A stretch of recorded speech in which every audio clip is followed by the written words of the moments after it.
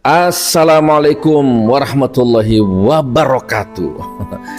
Aku disuruh bikin video sama admin mengomentari satu komen yang sebenarnya tidak penting ya, tapi ya siapa tahu bisa memberikan pelajaran bagi yang lain kan itu. Ini komen seperti ini sebenarnya sejak zaman Nabi Adam sampai nanti kiamat ada itu. Komen ya, komennya seperti ini. Ustadz kok ngomong politik? Ustadz kok bahas politik? Ustadz itu jangan ngomong politik. Ustadz itu ngomong agama saja. Agama kok dicampur-campur sama politik. Politik itu nggak usah dicampur sama agama. Ini kayak gini nih. Saya pastikan orang yang komen seperti ini nih, pertama dia belum balik, ya, dia belum sunat. Ya. Jadi kalau ada orang walaupun dia sudah dosen, sudah sarjana, mungkin sudah keluarga atau mungkin sudah sukses, apalah dia, tapi kalau dia komen seperti ini berarti dia belum balik. Umurnya sudah tapi mentalnya belum. Dia masih anak-anak. Itu ya, itu yang pertama, belum balik, belum dewasa. Yang kedua, orang ini ternak. Jadi orang ini bukan manusia tapi ternak. Ternak apa ya? Ternak Mulyono, siapa lagi? Kan yang punya ternak cuma Mulyono. Pak Karno nggak punya ternak Mulyono, nggak punya ternak. Ada nggak? Ternak Pak Karno kan nggak ada.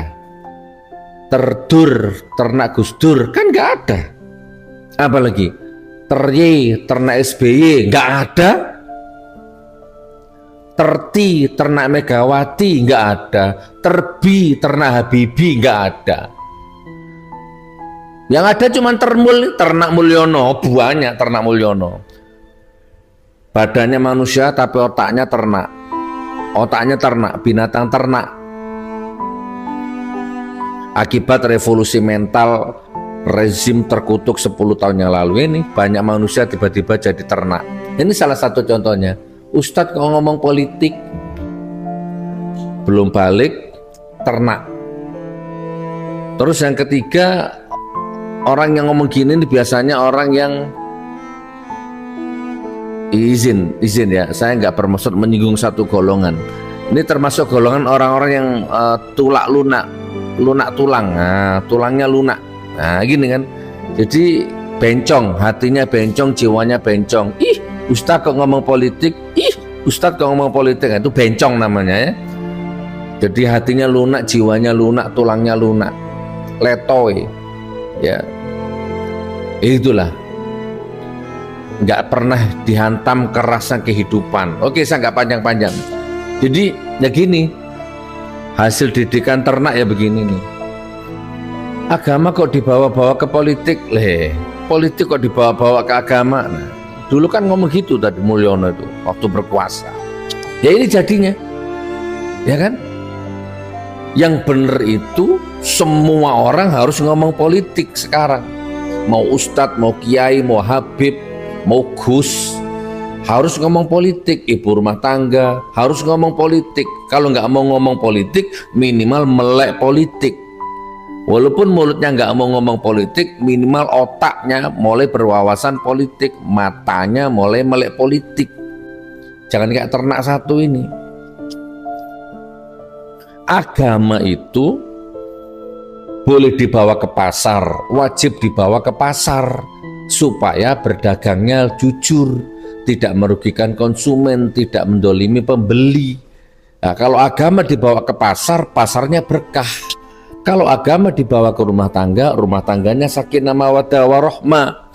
Kalau agama dibawa ke kantor, kantornya juga ditumpahkan rahmat sama Allah. Kalau agama dibawa ke negara, agama dibawa ke politik, maka negaranya baldatun thayyibatun wa rabbun ghafur. Nah, karena agamanya nggak dibawa ke rumah tangga, rumah tangganya berantakan, dicabut berkahnya. Karena agamanya nggak dibawa ke pasar, maka cara berdagangnya dolim. Kalau agama nggak dibawa ke negara, ke politik, ya ini sudah tahu uang haji diuntal, sudah tahu kuota haji orang nabung bertahun-tahun, udah tahu nu disikat, diuntal, dibadok, dijeglak, dibuat bancaan rame-rame. Kenapa? Agamanya nggak dibawa ke dalam politik. ke dalam jabatannya. Gitu. Ya kan, karena agama nggak dibawa ke politik, otaknya koruptor semua. Nyogok, pungli, laut dipagar, hutan dipagar, ya, nikel, tambang, batu bara dikuras, dirampok, dicolong. Kenapa? Karena agamanya nggak dibawa ke politik. Paham nak? Nak ternak, paham ora? Rasulullah itu politikus ulung. Nabi Muhammad itu panglima perang, handal. Nabi Muhammad itu presiden rumah tangga yang bertanggung jawab kepada keluarganya. Rasulullah itu panglima perang yang mahir strategi perang. Rasulullah itu presiden. Rasulullah itu segala aspek, semua karakter ada di dalam diri Rasulullah. Mana ternak nyambung seperti ini, ya kan? Ya, ya kan? Wis. Jadi jangan masuk ke sini. Ini kolom manusia, bukan kolom ternak ya. Ini kolamnya manusia. Kalau Anda merasa ternak, jangan di sini. Anda salah kamar. Tapi ya nggak apa-apa sih ke sini, tak kasih makan. Saya nggak dolim. Kalau sama ternak, saya kasih ya. Tetap tak kasih makan nanti. Ya. Politik akan saya bawa kemanapun. Kemanapun saya melangkah, politik saya bawa kemanapun. Ustadz, ulama, Gus, Kiai harus ngomong politik.